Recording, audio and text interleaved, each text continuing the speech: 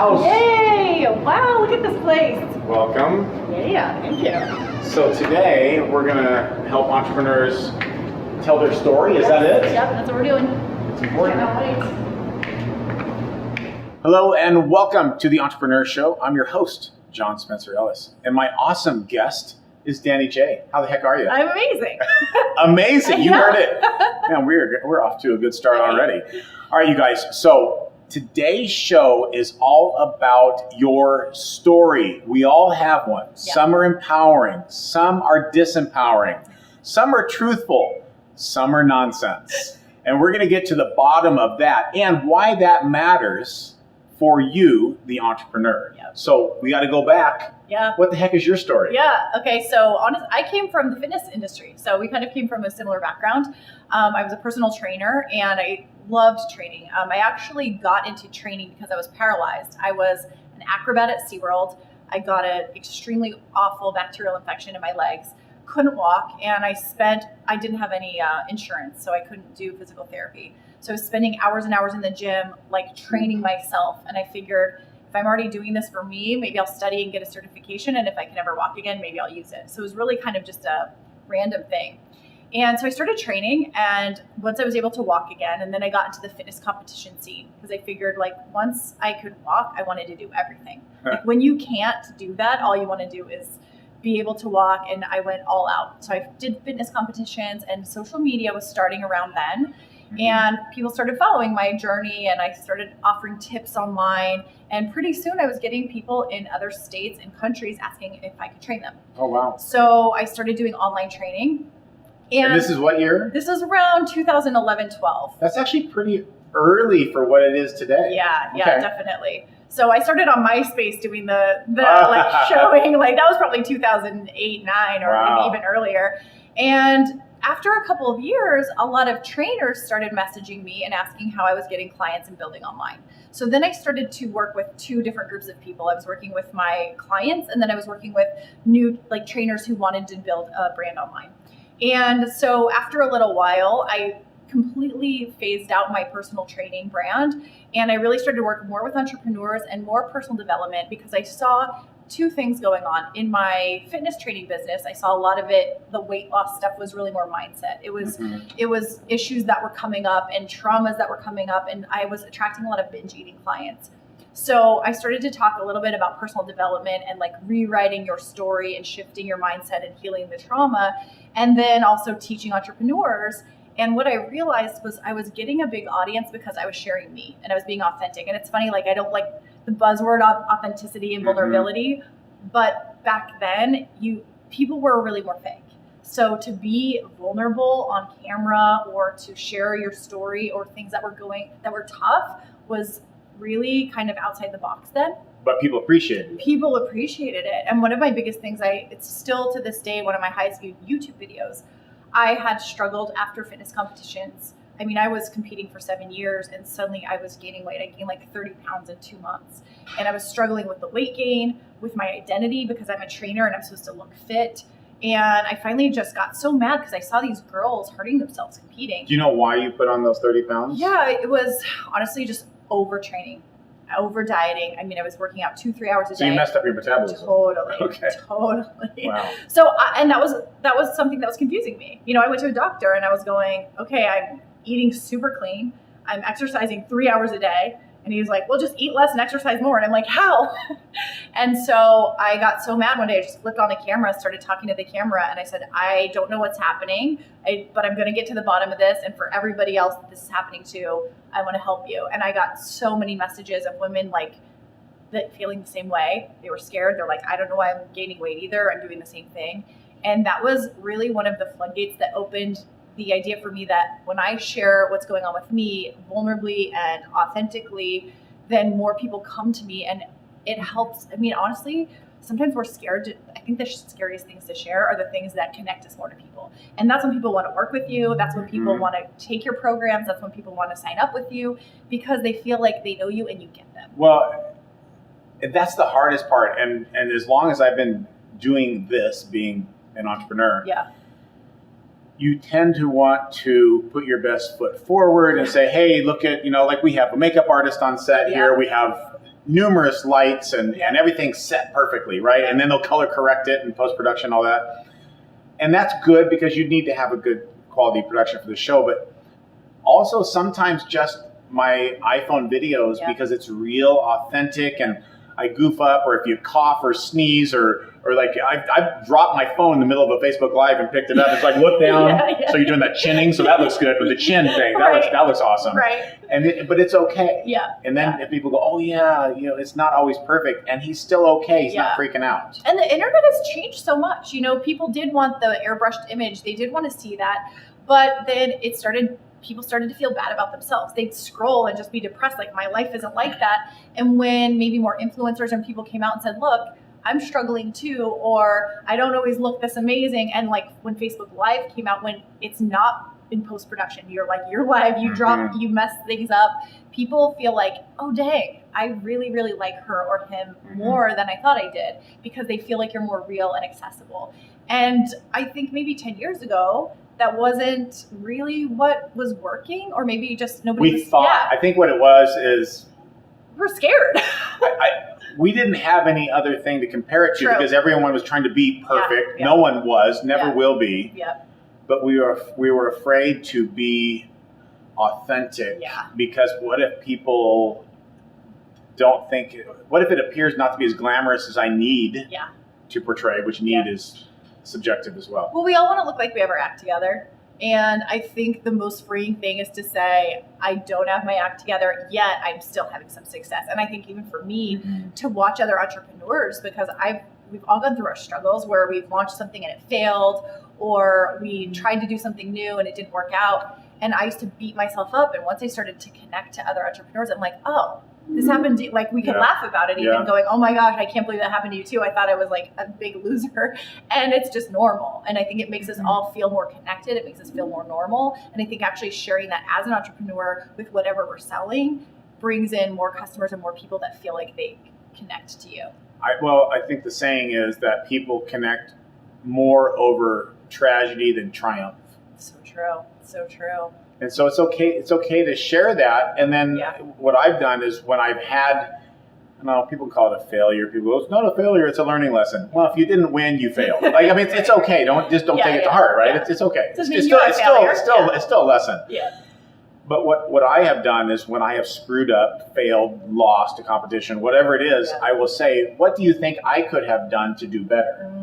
Because then, first of all, they know you care. You're showing you care. And it changes it from a monologue to a dialogue. I love that. That helps a lot. Yeah, I think the monologue dialogue too is actually really powerful, because I think before we thought if we're an influencer, we get to like say all the things and be like the boss, but people want to be part of you. And even when you're creating products and services, if you're asking your audience what they want and you're giving them input, you are more likely to make a sale. You're more likely to get feedback to make your stuff better. But if you position yourself as the expert and you can't take any feedback, you tend to like put yourself on this like mountain by yourself. And I don't think you get as much connection. And I really, honestly, I think customers nowadays are really privy to that, and they see that, and they don't even want to work with those kind of people who think they're like too good. So what do you do?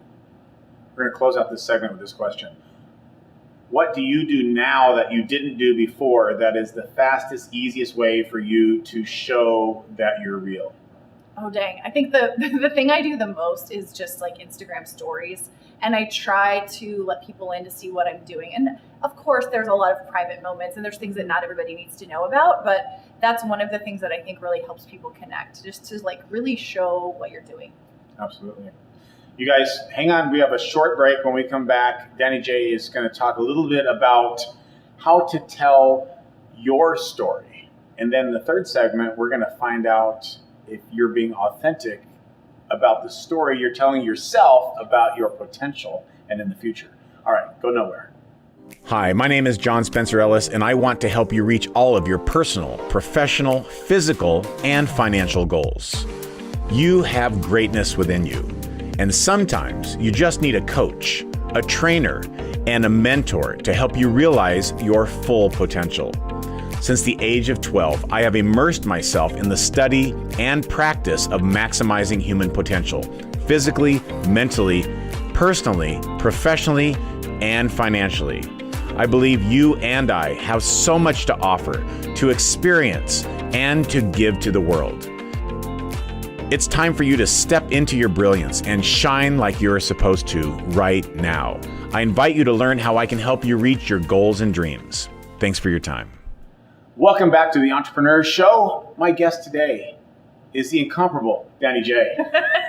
And we are going to learn about your entrepreneurial story. Yeah. Everybody has a story. Now, I know this as the creation story, but it's more than that, isn't it? Yeah, absolutely. So you asked me about my story and how I got to this, but when I really talk to my audience, I share a lot of different stories. I think that here's the one thing to remember is that we have more than one story. I'll work with a lot of entrepreneurs and they're like, well, I have this story and I have this story. And so you have to know which story to use and why. Sometimes we do have a really big story, and we all know Brendan, well, maybe we don't all know Brendan Burchard, but Brendan Burchard's a big entrepreneur, and he always shares the story of his car crash. Yep. And did I live? Did I love? Did I matter? And if you've ever seen him, I can actually say that as you're saying it, which is brilliant. Nice work, Brendan. Yes. So it's just such a perfect example because he tells that story and it gives you chills every time, and he's so dramatic about it, but it's not the story of how to be a high achieving entrepreneur, but it's the story of what shifted his life and why he does what he does. Mm-hmm. So it's kind of like the why behind his story. And so I think we have those kind of stories. And so I actually tell, and we'll go into the third segment on this about rewriting your story. But one of my stories is that I actually found out when I was 13 years old that my dad was not my dad. He drove me to gymnastics, and literally on the way, he just goes, I'm not your real dad, right? And I'm like, what? That was an interesting time to tell that story. Yeah. And I was thinking, okay, I know I'm not adopted because I saw pictures of me being born from my mom. So he said, yeah, well, your mom and I had a hard time having kids and you came from a sperm donor, and we used an anonymous sperm donor. And then he just dropped me off. And wow. I was thinking about that all practice. I came home. We didn't talk about it on the way home. I went to my room. I cried. And finally I went to my mom. I woke her up and I said, Mom, is Dad my real dad? And she said, what? Go to your room. And I was like, oh. And she told me it was true. And then pretty much we never talked about it. And so I created a story in my head that my biological dad must have been a homeless guy that was basically doing stuff for money to buy drugs.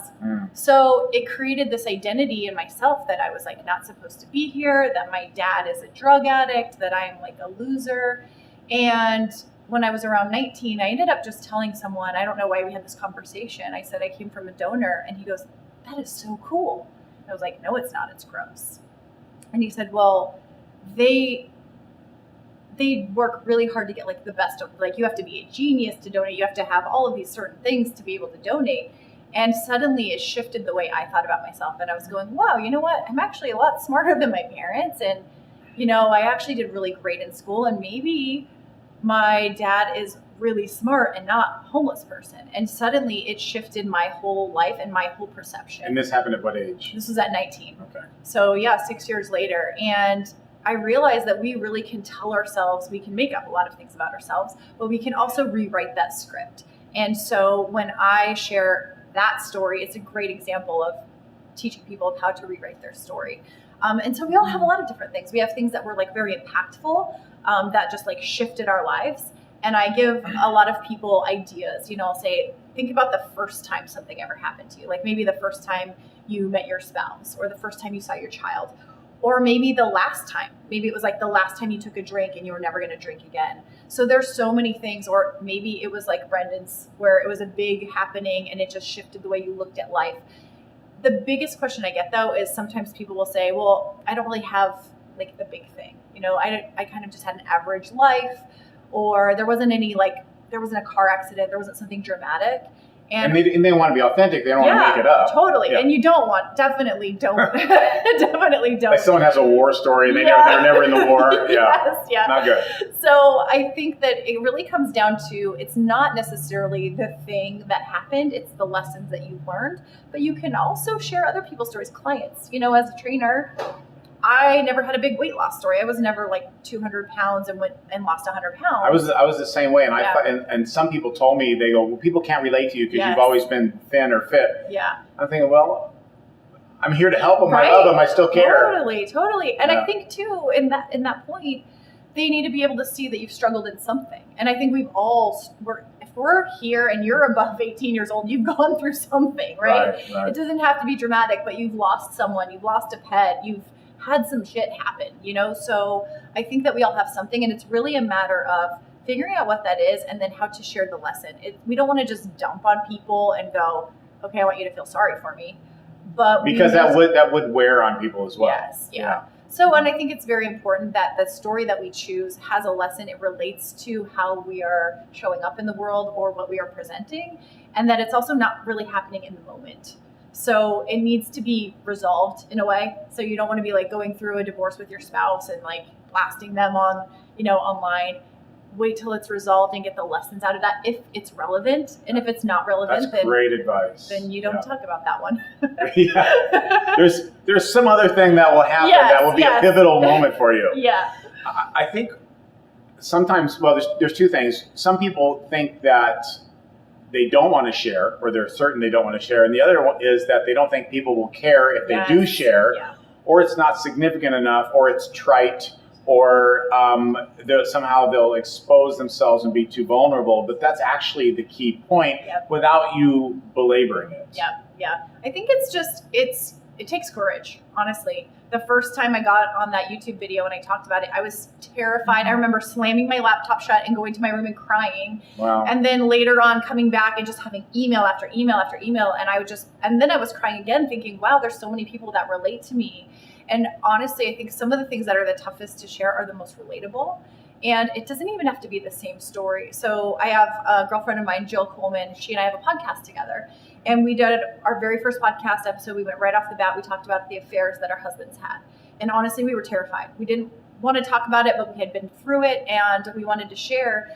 And people came to us who could relate, not because their spouses had affairs, but they had in their lives been betrayed, or they had felt the same feelings. And so maybe our story feels like nobody can relate to me, but that's a fallacy that we tell ourselves, and somebody can relate to a piece of that. Like, I never had a car accident like Brendan, but I can relate to that feeling, or the idea at least that at the end of your life you might have those questions. Right. So I think it's just super powerful. It's storytelling. Yes, it's storytelling. And if you think about it, once you're able to tell your own story, you will also likely better be able to tell the other stories that you need to tell in your business to sell your programs, products, and services. Absolutely. It's a practice.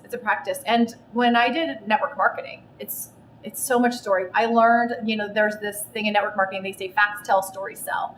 And they train you in network marketing basically to have a 30-second story, and you are telling like your background, how you found the business or product, how it changed your life, and then where you are at now. And so there's this formula. And I went to the Vegas pool a couple of weeks ago, and there was a network marketing convention of a company, and I picked out these two girls and I said, hey, can I really just quickly ask you your story? Like, what do you tell? And they had it nailed, like 30 seconds.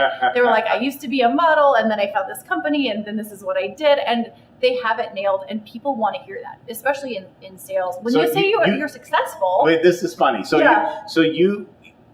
you wanted to know how they told their story, but they thought that maybe you'd be interested in joining their team or buying their product, or were you transparent and say, no, I help entrepreneurs tell their story. I'd love to know your story? I didn't quite tell them. I said I was researching, and I was researching about story, because I was about to give a talk in Austin. And so I said, I'm curious as to what's yours. And I'm like, and I also knew if they were trained and they were leaders in the company that they wouldn't be able to reel it out. And I was like, I knew you guys would have it. And they did. And it's because people sometimes will look at the successful person, looking at Oprah or looking at you, somebody who's up higher than they, or aspirational, and they think they don't get me. They don't understand me. So when there's two things, right? Sometimes we need to tell people that we have credibility. But if Oprah walked into a room and she starts talking about like all the things she's done, all the money she made, every accomplishment, we would look at her like, okay, she absolutely doesn't need to. No. But when she comes in and talks about her struggles and what she's been through, that's when we're like, oh, I like her. So there are times actually when it is important to talk about your credibility, talk about your experience, talk about your books, talk about your the accomplishments. Mm-hmm. But there are also times when you have to bring it down so that you can relate to your audience. And so you need to know which story to tell and what audience you're using. That's a very good point. because I've done this kind of work for so long, depending on what I'm doing, that determines what portion of my story I tell. Yeah. And also, like if I'm doing a webinar, Yeah. and usually that slide that's kind of like my history, why should you trust me kind of thing. Yes, yeah. I've made that shorter and shorter, but just tried to make the 5 key points really profound and significant, and also congruent with the group who's watching or enrolled in the webinar. Yeah. Yeah, I mean, if you're selling to high-level entrepreneurs who have money, they need to know that you've had success. They need to know that you've made money. They need to know that you know what you're talking about. But you also may be selling to people who are like, okay, we already know John Spencer Ellis is amazing. We already know that. He doesn't understand me. Why would I buy from him? He doesn't even, like, I'm this little person. I don't get it. And when you go, hey, look, I was there. That actually bums me out when I hear stuff like that. Yeah. And that's happened. And I'm like, are you kidding? Like, I have some challenge every day. Yes, absolutely. Every day. And like a physical challenge like right now between the shows we're recording today, I'm running to the freezer and getting an ice pack on my back because my back's jacked up. I need to go to the chiropractor. Yeah. Like I'm in pain. Yeah. And so people say, oh, you don't know because you're in great shape. Blah, blah, blah, blah. Like right now, like it hurts. Yeah. And that's just a physical thing. Or like they say, you don't know what it's like. Well, I just had to rearrange some of the structure of one of my businesses today, and it wasn't desirable. I still had to do it. It's okay. Yeah. And those things are real. So I think that actually, I've heard people say stuff like that, and that bums me out. Yeah. But I know it's real. And this is why it's important as entrepreneurs to know and to be able to be relatable, because we tend to, everything we see on social media is perception. You know, our perception is our reality. So if I see the penthouse and the success and all of this, I think, oh, you must have grown up in a rich family and you must have had everything handed to you. Nothing. And so we make all these assumptions about people. And that's why back in the day, everybody had that perfect idea. And this is why I think vulnerability and authenticity works so well today, because people go, oh, she wasn't given all that. Or a lot of people don't know I was paralyzed for a year, that I could not walk. I didn't even know that. Yeah, Wow. It's like we've all been through some stuff, some hard stuff, and I was suicidal. I mean, I was an acrobat who couldn't walk. All of a sudden, I'm going, well, what am I supposed to do with my life? And so there were a lot of massive shifts that happened then, and people can relate to that because everybody's been down or felt like maybe their identity was gone at some point, and so it's a relatable story, and that's why stories are just so powerful. Well, when we come back, we're going to talk about the story you may be saying to yourself now about your possibilities, which could be holding you back from your absolute, ultimate, highest level of brilliance. What the heck am I talking about? Well, you stick around, you're going to find out. We'll be right back. Hi, my name is John Spencer Ellis, and I want to help you reach all of your personal, professional, physical, and financial goals. You have greatness within you, and sometimes you just need a coach, a trainer, and a mentor to help you realize your full potential. Since the age of 12, I have immersed myself in the study and practice of maximizing human potential, physically, mentally, personally, professionally, and financially.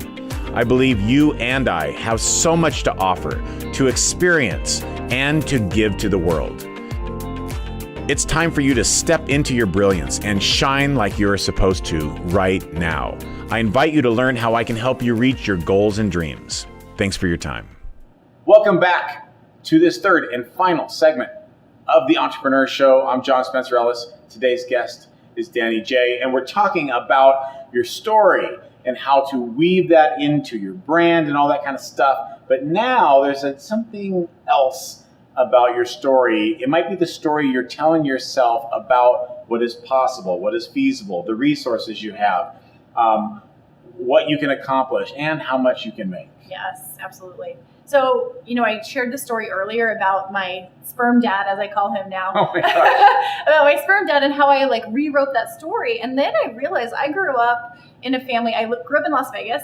My dad was a compulsive gambler. Great place to be for that. And convenient. Yeah, very convenient. And so there was a lot of struggle around money. Money was always not sure if we were going to have any. He might take his paycheck and lose it all. So we were always really, really struggling with how much, and food, our rent. if things were going to get paid for. And so growing up, I didn't think much of it. And then I got a job and I was pretty good with money, I thought, but I'd always hit a ceiling, and I kept hitting a ceiling on what I was earning. And once I became an entrepreneur, I kept hitting that ceiling over and over. And I had to go back and really look at what I was telling myself about what I was allowed to earn, things that I was doing with money that I didn't even realize. I ended up working with a coach, and she asked to see my wallet. And so I had this duct tape wallet that a kid made for me, and it had no money, and it was just shoved with like receipts and junk. And she's like, "What is this?"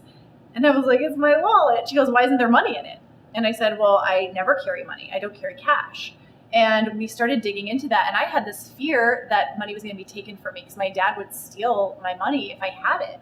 And so I had to work through these things about why was I afraid to carry cash with me? Why was I afraid to have money? And so I would put a limit on even my earning because I felt if I earned too much, then maybe somebody would take it from me or maybe I would lose it.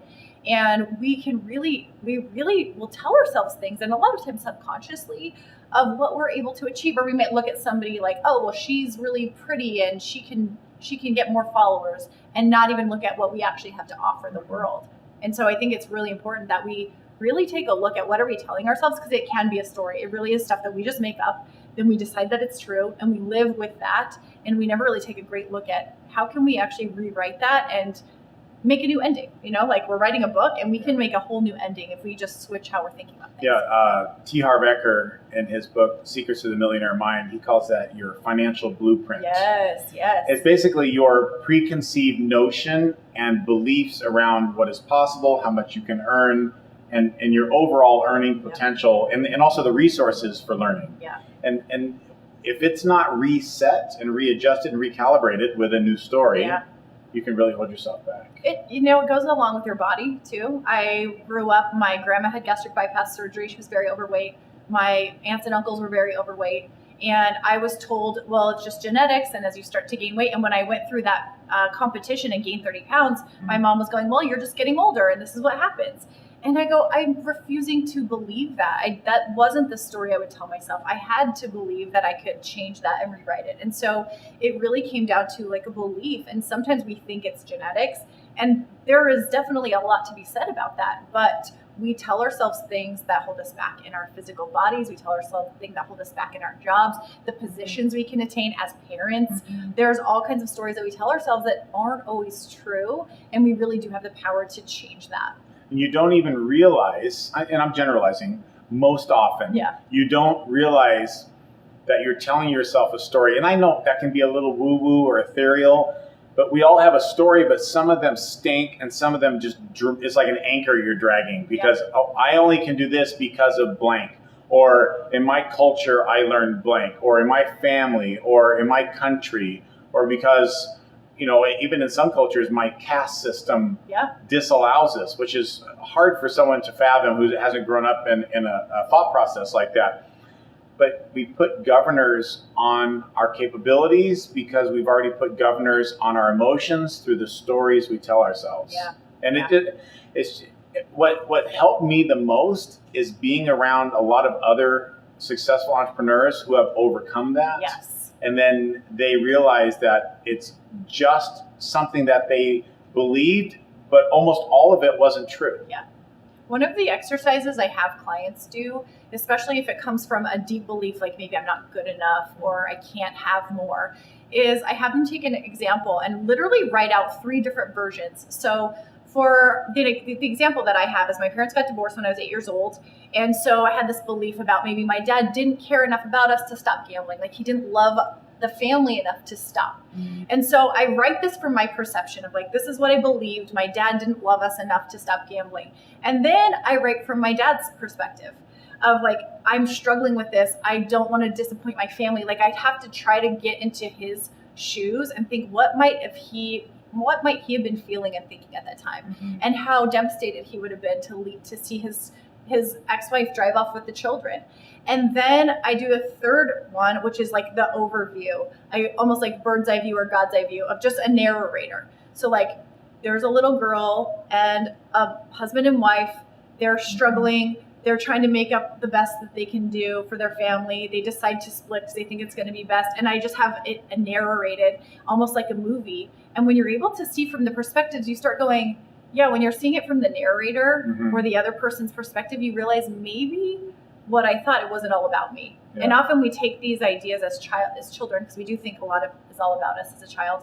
And It is. Everything is coming from the outside. Yes. That's true. And as you grow up and into an adult and you look at it from more of a narrator and standing back and just seeing it as like a movie playing in front of you, you can see all the pieces. And a lot of times that's all it takes just to make a shift and go, okay, that's actually garbage and I can throw it away now. Have you ever thought of this part of your story, that if you didn't have these things happen in your youth, that you wouldn't be as good as at helping others tell their story? Absolutely. So you have thought that through. Yeah, I mean, Okay. I've gone through so much, and there's been so many times where I'm just like, why me? Why is this happening? And I always look back and go, all of the things that I thought were the worst thing that ever happened in my life, at the time, looking back, always had the biggest lessons, the biggest blessings.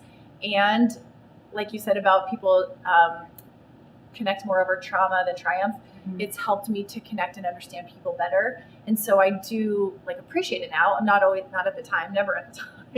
Tough. It's tough. But Yeah. I have really realized that a lot of things that happened in my life led me to where I am today. And so I can't regret it. I mean, I can. But We're basically kids in adult bodies. Yeah.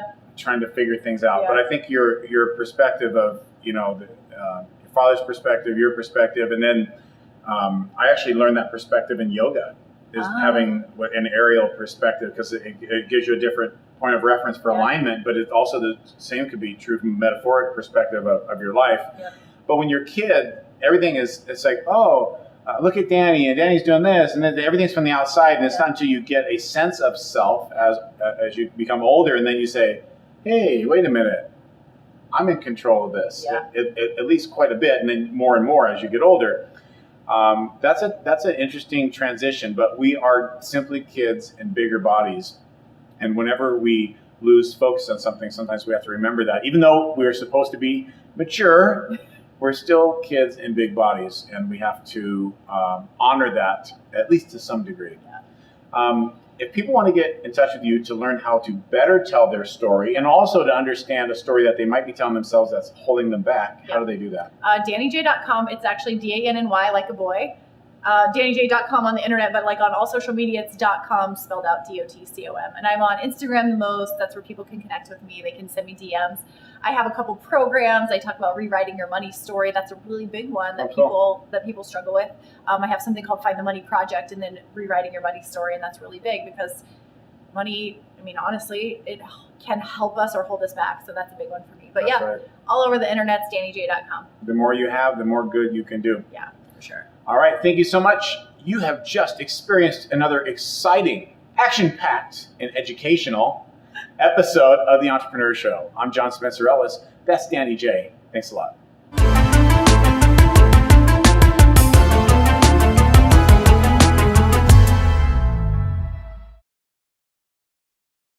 Hi, my name is John Spencer Ellis, and I want to help you reach all of your personal, professional, physical, and financial goals.